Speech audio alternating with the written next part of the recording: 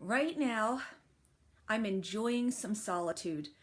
My husband and my kids all went to work slash school all day today. I have the home to myself. I love them dearly. But when I take these breaks, when I take this time off in the winter and I do projects like this, I enjoy having the time to myself to putz, to think, to just kind of be by myself without any place to go, without any expectations, and without any audience. I mean, I'm doing a project. This year it's painting the bedroom. It's important. It needed to be done. And I enjoy it. I like doing things with my own hands in spite of the moaning and groaning I was doing with these decals. And I just, you get to the end of the project and you want to start to go forward. But I'm enjoying the solitude. And it's funny because when I'm alone, I can contemplate. And sometimes I think of, like, you'll watch a documentary in a monastery and you see the monks and they're, milking the cow, or they're, doing whatever monks do. And I think there's something to doing, work with your hands, that even when it's intricate, that you can also it's fertile for ideas. In other words, like, you can be doing one thing, like I'll stand here painting and like 10 more ideas crop up. And it's good if you have the alone time to just kind of follow those thoughts, to follow the creative impulse. And now I find that when I have a lot of creative impulses at the same time, I really need to write them down. And I do. And I have checklists. I'm a checklist person. I'm also the type of person who solves problems through writing it down. If something is bothering me, causing me a great deal of anxiety, a great big problem I can't figure out, I find that just the act of writing down exactly what's wrong helps me to figure out. And sometimes as I'm writing, solutions come to me that don't just come to me just because I'm thinking. My arms got tired. I put the camera down.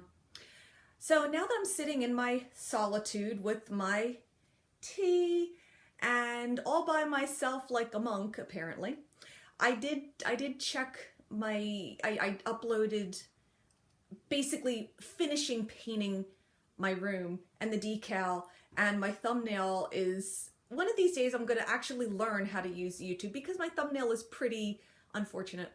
I'm making a face. It's pretty funny though. Okay, so any rate, so I find that writing things down helps me to figure things out. I'm sitting here in my space. The bedroom is extremely important. I know it's a real cliche. It's a suburban mom cliche. But guess what? I'm a suburban mom. That's who I am. But it's a suburban mom cliche about the room being a sanctuary. And it's funny, and when I hear it, I kind of smile, I giggle, I'm saying it, I'm busting on me too, so I can bust on other moms. But the point being that now I've got my room. The bedroom is a very important room in the house. We moved into this house over 20 years ago. Don't do the math.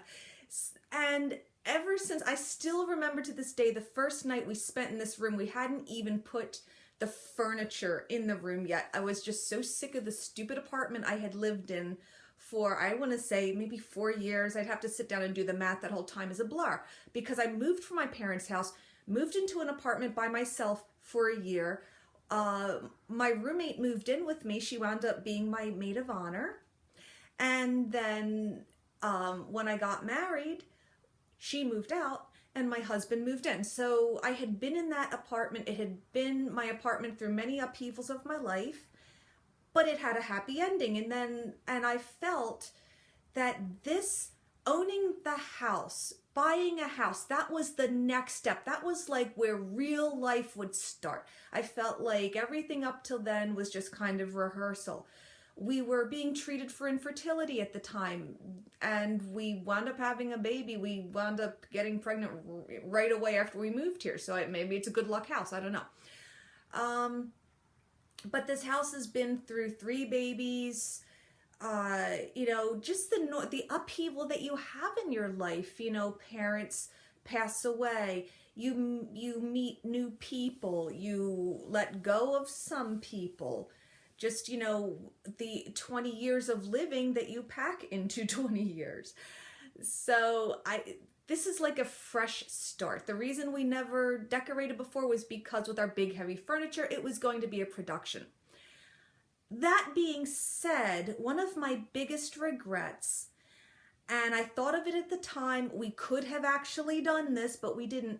What we should have done, we had a couple of weeks of lag time between when our settlement was and when the end of our lease was. We had like a couple of weeks.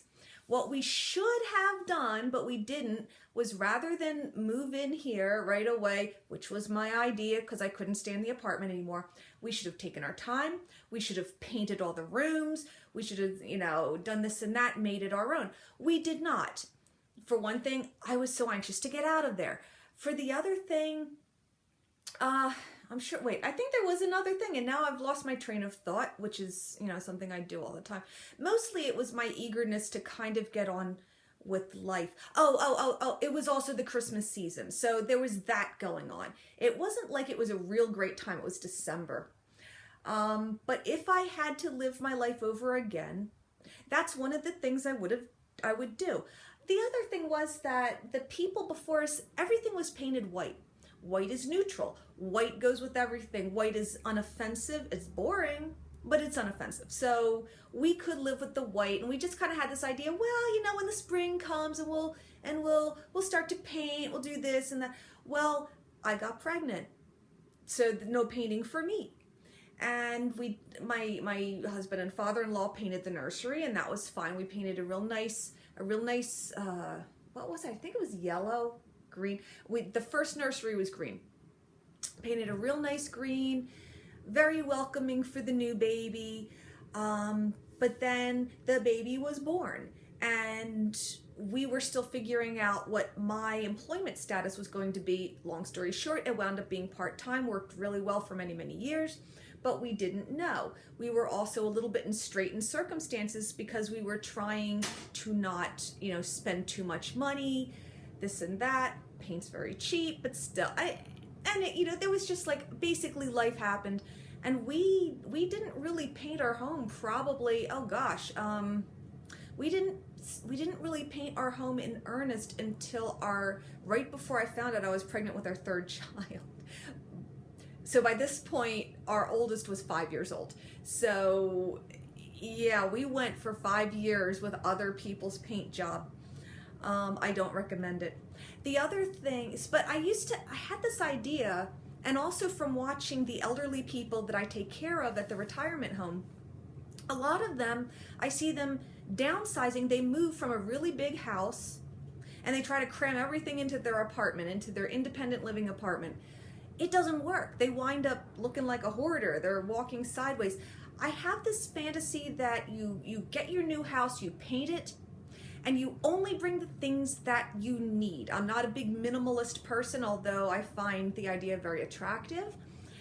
But you bring in the things that you need, and that's all you bring in.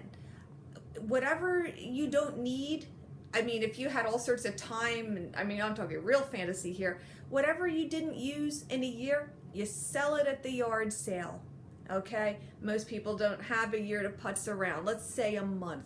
So the point being that I have decided I'm only bringing into this room, okay, the things that I need to have. My clothes, obviously I put the drawers back, that's okay. I don't know. What are you gonna have, an open bureau? No, of course not. But I'm just gonna kind of have a very natural kind of life between now and when I go back to work in a week and a couple of days. A week and a day makes me sad. I love my solitude and my putzing time. But I'm just gonna, whatever I haven't brought into the room, I'm going to take a serious look at. There's some things I'm gonna have a challenge with, like my two nurse bags. I have two nurse bags. I have one for my home care case that I keep as a dedicated bag, and then I have for my other jobs, because I work a collection of jobs. I have a lot of income streams. They used to just sit on the floor, but that's kind of sloppy. I'm thinking maybe I'll clean out the coat closet and put the stuff in there. I don't have a home office because I don't need a home office, not with my type of work. So I've lost my train of thought again, so I'm going to look at my notes that I wrote down for this talk.